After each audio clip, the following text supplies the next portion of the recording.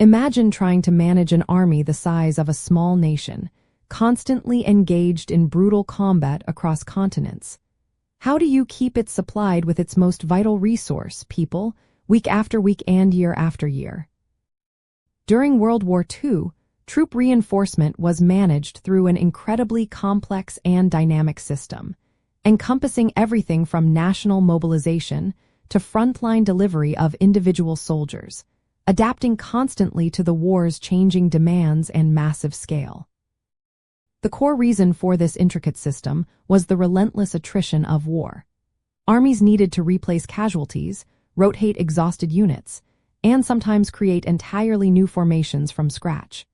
Maintaining combat effectiveness meant a continuous flow of fresh, trained personnel, ensuring that units did not burn out and lose their fighting spirit or capability. This was about sustaining both fighting power and human endurance. The process began from the battlefield, with mass conscription campaigns bringing millions into service.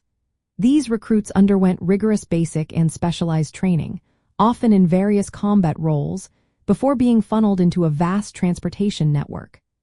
Troops traveled by ship across oceans, by rail across continents, and by truck to forward assembly areas and replacement depots.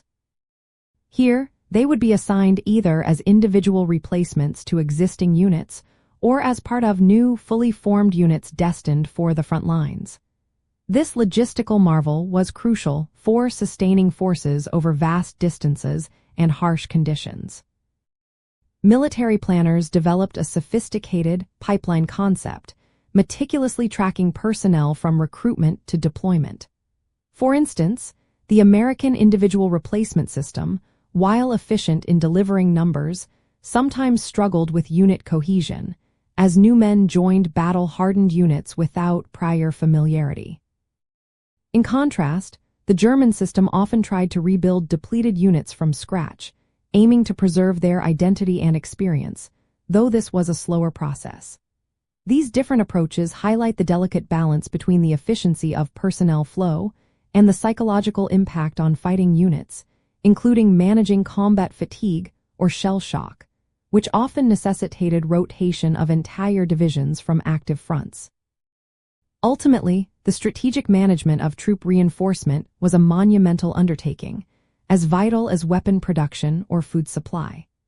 It directly determined an army's ability to wage sustained warfare, reflecting not just logistical prowess but also a deep understanding of human endurance, ultimately shaping the long-term prospects for victory in a global conflict.